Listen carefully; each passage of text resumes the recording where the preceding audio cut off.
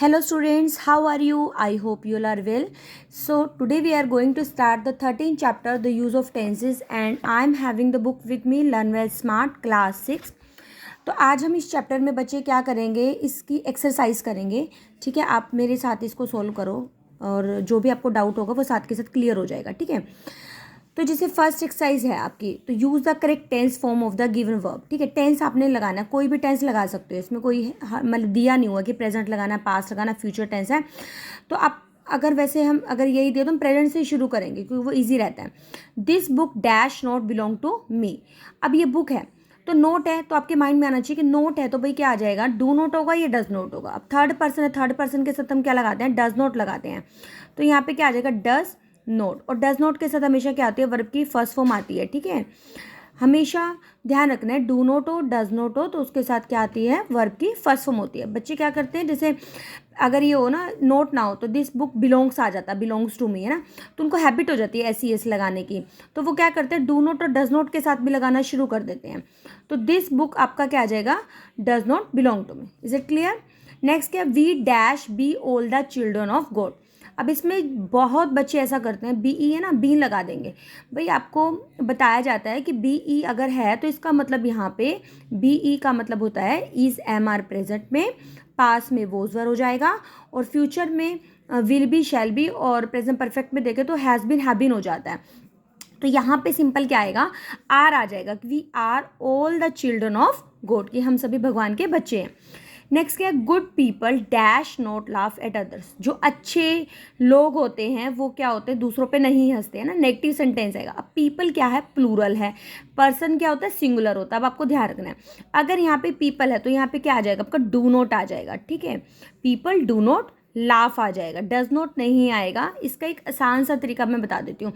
अगर पहले ही प्लूरल है तो यहाँ पे एस ई एस नहीं आता भाई. ठीक है, तो यहाँ पे दो ही चीज़ें हैं, तो डू नोट है या डज नोट है. अगर पहले ही ज़्यादा हैं तो प्लूरल है तो मतलब डू नोट आता है आपका. ठीक है, प्लूरल है तो इसको प्लूरल वर्ब की फॉर्म ही है, ऐसे भी बोल सकते हो. जो डू नोट होता है वो प्लूरल की फॉर्म होती है, तो प्लूरल की फॉर्म में ही आएगा. ठीक है, इरेगुलर वर्क. अब इरेगुलर वर्क क्या है, सिंगुलर है तो सिंगुलर ही फॉर्म आएगी. डज क्या होता है, सिंगुलर होता है ना. Irregular work does not bring success, तो ब्रिंग का ब्रिंग ही आएगा. मैं फिर से बता रही हूँ, ब्रिंग्स नहीं होगा. जो इरेगुलर वर्क अगर आप करते हो तो वो क्या है कि कोई सक्सेस नहीं लेकर आते हैं. एक मिनट, मेरे से कैमरा थोड़ा होल्ड नहीं हो रहा है, एक मिनट में इसको होल्ड करती हूँ अच्छे से. ठीक है, तो अब नेक्स्ट क्या है आपका, काउज. काउज अब प्लूरल है ना, cows dash live on grass and vegetables. अब काउज क्या होता है कि प्लूरल है ना, तो है ना, प्लूरल है तो प्लूरल की फॉर्म में ही आएगा. इस जैसे पहले एस ई एस है तो आपका अब इसमें एस ई एस नहीं लगेगा, बस आप ये ध्यान रखो. पहले प्लूरल है तो वर्ब की फर्स्ट फॉर्म आएगा. तो अब काउस है तो क्या आ जाएगा आपका, लीव आ जाएगा. क्योंकि एक सेंटेंस में ना, आप इसको ऐसे भी याद कर सकते हो, एक सेंटेंस में एक एस ई एस होता है. अगर यहाँ पे ऑलरेडी एस है ना तो यहाँ पे नहीं आएगा. बस इस तरीके से आप याद करो, क्योंकि ऐसे रखोगे ना कि सिंगुलर है तो एस ई एस लगेगा, प्लूरल है तो एस ई एस नहीं लगेगा, तो उसमें थोड़ा कन्फ्यूजन हो जाती है. जब हम एग्जाम में बैठते हैं तो याद ही नहीं रहता कि क्या बताया था टीचर ने. तो ऐसे देख लो कि पहले से एस ई एस लगा हुआ ना, तो इसका मतलब वर्ब की फॉर्म में नहीं आएगा. ठीक है, दिस पार्सल. अब पार्सल क्या है, थर्ड पर्सन है. थर्ड पर्सन के साथ आप क्या लगाओगे, एस ई एस लगाओगे. और वैसे भी देखो यहाँ पे एस ई एस नहीं है ना, तो दैट मीन्स वर्ब की फॉर्म में आएगा. ऐसे भी कर सकते हो आप. This parcel contains a gift for you. मोम usually dash up at 5. My mom usually, मेरी मम्मी जल्दी उठती है. तो माई मोम थर्ड पर्सन है तो यूजली क्या आ जाएगा, वेक्स आ जाएगा. My mom usually wakes. My friends often dash send me presents. My friends often, अब फ्रेंड्स क्या है, काफ़ी सारे हैं तो प्लूरल है तो क्या आ जाएगा यहाँ पे, सेंड का सेंड ही आ जाएगा. My friends often send. ठीक है, क्योंकि पहले ऐसे इस लगा है तो वर्ब की फर्स्ट फॉर्म आएगी आपकी. ही ऑलवेज, ही है तो क्या आ जाएगा आपका, टेक्स आ जाएगा. He always takes coffee without sugar. Our school dash with a prayer every day. ठीक है, जो हमारी जो स्कूल में जो प्रेयर है वो हमेशा शुरू होती है ना, आर स्कूल बिगिंस. हमारा जो स्कूल है वो शुरू होता है तो आर स्कूल बिगिंस आ जाएगा यहाँ पे. Vegetables dash come to our town from the nearby. जो वेजिटेबल्स हमारे टाउन में पास ही मिलती हैं, तो वेजिटेबल्स प्लूरल है तो क्या आ जाएगा बच्चे, यहाँ पे सिंगुलर फॉर्म आ जाएगी आपकी, कम आ जाएगा. ठीक है, तो आपने क्या करना है, एक बार अच्छे से वीडियो को सुनना है और खुद करके देखना है.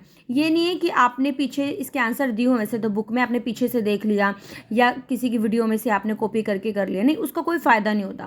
देखो आपको बुक लगवा रखी है, प्रैक्टिस सेट दे रखा है, तो हमें उसका यूज़ करना चाहिए उस प्रैक्टिस सेट का, खुद करना चाहिए और फिर उसको चेक करना चाहिए कि मेरे 11 में से कितने मार्क्स आए हैं।